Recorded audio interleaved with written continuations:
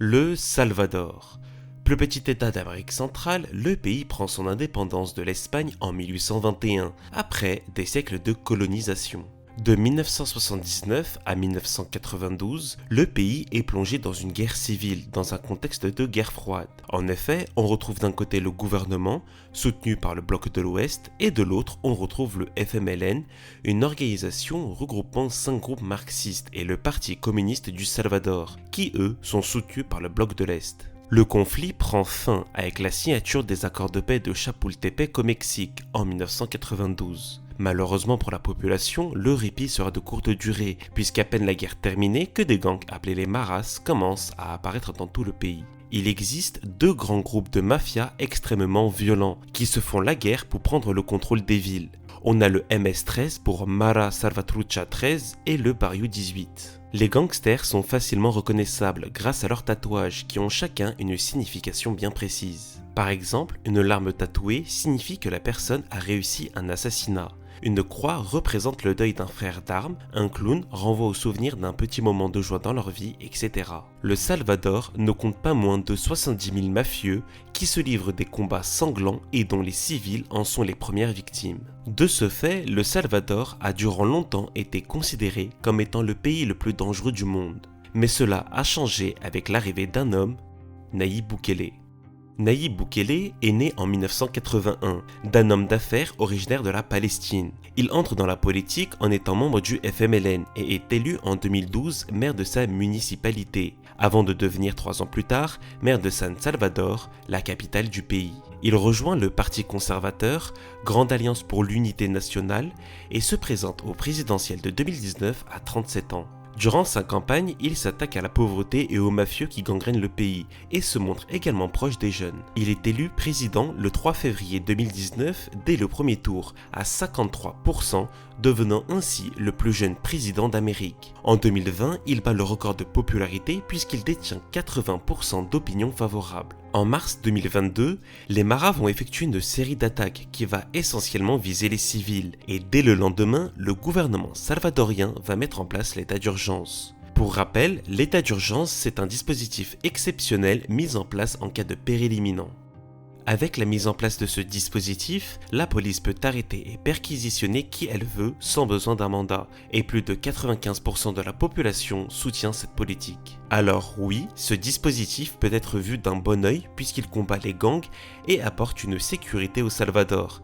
Mais, et il y a toujours un mais, l'état d'urgence est contesté par les opposants et les ONG de défense des droits de l'homme. En effet, ils accusent le gouvernement de dérive autoritaire. Et ceci s'explique par plusieurs points. D'abord, le gouvernement a mis en place des quotas. La police doit arrêter un certain nombre de personnes par jour au risque d'être interdites de revenir à leur base. Et pour atteindre ces objectifs, les forces de l'ordre n'hésitent pas à arrêter sur simple soupçon ou suite à une dénonciation d'un voisin. De ce fait, en 6 mois, 54 000 personnes, que ce soit des hommes ou des femmes, sont détenues en prison, soit environ 2% de la population. Comme vous pouvez vous en douter, des innocents, environ 25%, se retrouvent très souvent en prison et les détenus n'ont pas ou quasiment pas le droit de demander un avocat et doivent attendre 6 longs mois avant de se faire juger. Évidemment, les procès ne se font pas dans de bonnes conditions, puisqu'ils se font juger en groupe et à distance à travers une webcam. Les familles des détenus ne savent rien sur leur situation, ni où est-ce qu'ils sont, ni même s'ils sont vivants. Selon des chiffres avancés par différentes ONG, plus de 80 prisonniers, pour la plupart innocents,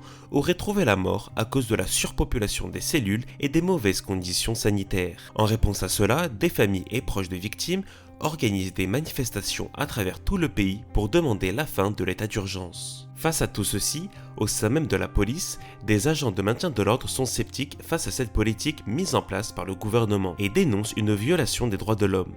Cependant, quelque chose d'étrange se produit selon les policiers. En effet, les gangs ne réagissent pas et ne cherchent pas à se venger, comme s'ils préparaient une contre-attaque violente. Selon des journaux locaux d'opposition, le gouvernement de Nayib Bukele aurait négocié avec les gangs du Salvador pour qu'en échange de leur soutien au gouvernement, afin d'avoir des sièges au sein de l'Assemblée législative, les gangs verraient leur peine allégée. Selon ces mêmes journaux, la chute du nombre de crimes n'est pas due à la politique d'exception mise en place par le président de la République, mais par l'accord passé. Au Salvador, un président de la République est élu pour 5 ans non renouvelables. Or, Nayib Bukele a annoncé qu'il se présentera aux élections de 2024 en dépit de la Constitution, ce qui explique la crainte d'une dérive autoritaire. Cette stratégie mise en place par le Salvador a inspiré d'autres pays d'Amérique latine, comme le Honduras, le Nicaragua ou encore le Guatemala.